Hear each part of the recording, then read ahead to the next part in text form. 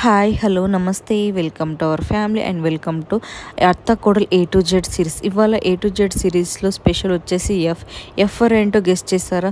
Guest చేస్తే comment బాక్స్లో comment చేయండి. చాలామంది కామెంట్ చేయట్లేదండి, ప్లీజ్ కామెంట్ చేయండి. అంటే మీకు తెలియక కామెంట్ చేస్తలేరో తెలిసి కామెంట్ చేస్తలేరో నాకు అర్థం అవ్వట్లేదు.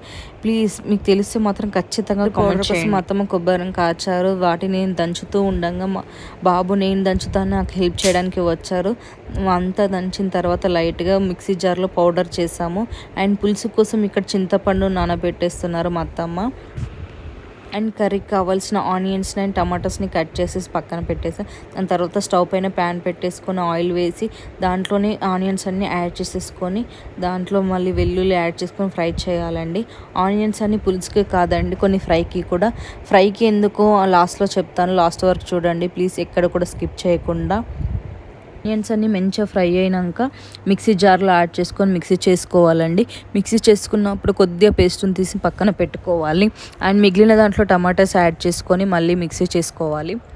నానబెట్టుకున్న చింతపండు నుంచి చింతపండు రసాన్ని తీసి పక్కన పెట్టుకోవాలి. పులుసు కోసం తీసుకున్న చేప ముక్కలలో ఈ చింతపండు రసాన్ని యాడ్ చేయాలి. దానిలోనే ఉప్పు, కారం, పసుపు, ధనియాల పౌడర్, గరం మసాలా, మెంతి పౌడర్ యాడ్ చేసుకొని పక్కన పెట్టుకో. ముక్కలు ఇవన్నీ యాడ్ చేసేసిందని చూస్తున్నారా?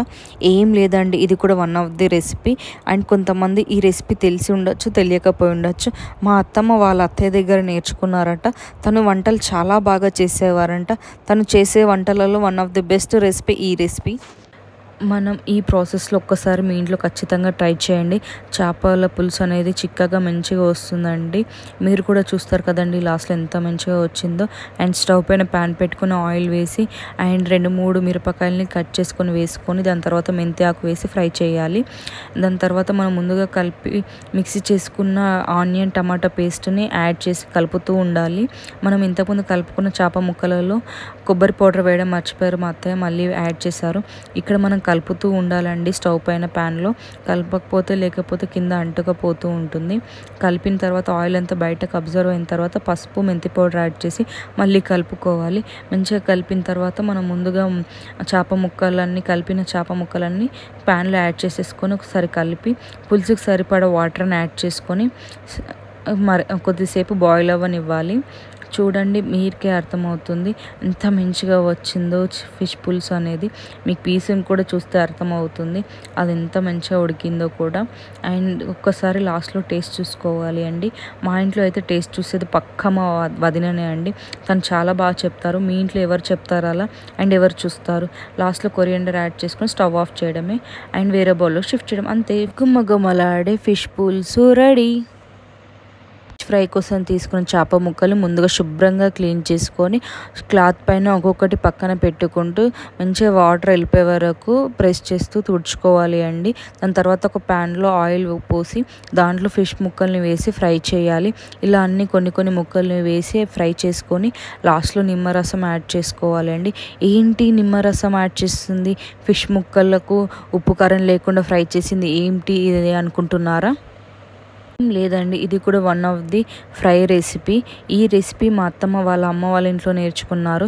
ఆ రెసిపీని మీకు చూపిస్తున్నారు. ఈ ప్రాసెస్ కూడా చాలా బాగుంటుంది, ఒకసారి ట్రై చేయండి. స్టవ్ పైన ఒక కడాయి పెట్టుకొని దానిలో ఆయిల్ వేసి ఆయిల్ హీట్ అయ్యాక 2-3 మిర్చీస్ అండ్ మెంతి ఆకు వేసి ఫ్రై అవ్వనివ్వాలి. మనం ముందుగా వెల్లుల్లి ఆనియన్ కలిపి చేసుకున్న పేస్ట్ని దీంట్లో యాడ్ చేసుకోవాలి. మనం పులుసుకి టమాటా కూడా యాడ్ చేసుకున్నాం చూడండి, అది కొద్దిగా మిగిలిందండి. అది పక్కన పెట్టడం ఎందుకని మా అత్తమ్మ ఇందులో యాడ్ చేశారు. అది లేకున్నా పర్వాలేదండి, నార్మల్గా వెల్లుల్లి ఆనియన్ సరిపోతుందండి ఫిష్ ఫ్రైకి. ఇలా యాడ్ చేసి మనం కొద్దిగా ఫ్రై అయిన తర్వాత ఆయిల్ బయటకు వస్తున్నప్పుడు పసుపు యాడ్ చేసుకోవాలి. పసుపు కూడా మంచిగా ఫ్రై అయిన తర్వాత కొబ్బరి పౌడర్ని కూడా యాడ్ చేసుకుని కలుపుకోవాలి. కొబ్బరి పౌడర్ యాడ్ అయిన తర్వాత కారం, కొద్దిగా ఉప్పు వేసుకొని కలుపుతూ ఉండాలి. ఇక్కడ కొద్దిగా మాకు ఆయిల్ తక్కువ అనిపించిందని మా అత్తమ్మ మనం ముందుగా ఫిష్ ఫ్రై చేసుకున్నాం చూడండి, దానిలోనే ఆయిల్ని కొద్దిగా యాడ్ చేసుకున్నారు. దాని తర్వాత కలుపుకొని లాస్ట్లో నిమ్మరసం యాడ్ చేసేసుకొని కొరియాండర్ యాడ్ చేసేసుకొని చేపల ముక్కలు యాడ్ చేసుకోవడమేనండి, అంతే. స్టవ్ ఆఫ్ చేసేస్తే సరిపోతుంది. ఎంతో రుచికరమైన ఫిష్ ఫ్రై కూడా రెడీ అయిపోయిందండి. మా ఇంట్లో అందరూ నార్మల్గా ఫిష్ పులుసు తింటారండి, నేను తప్ప. నాకు అంత నచ్చదు ఫిష్ పులుసు, నేను లైట్గానే తింటాను. అండ్ ఫిష్ ఫ్రై అయితే చాలా బాగా తింటానని మా అత్తమ్మ నా కోసం ఫిష్ ఫ్రై స్పెసిఫిక్గా చేస్తారు. మీకోసం మీ అత్తమ్మలు ఎంతమంది చేస్తారు నాకు కామెంట్ బాక్స్లో కామెంట్ చేయండి. అండ్ నెక్స్ట్ G4 ఏంటో కూడా గెస్ట్ చేసి నాకు కామెంట్ బాక్స్లో కామెంట్ చేయండి. నాకు ఒక డౌట్ అండి, నిజంగా మీకు నెక్స్ట్ రెసిపీ ఏంటో మీకు తెలియడం లేదా, లేకపోతే గెస్ట్ చేసినా కూడా ఎందుకులే కామెంట్ అని పెట్టడం లేదా? ఒకవేళ మీకు తెలిస్తే ఖచ్చితంగా కామెంట్ చేయండి. బాయ్.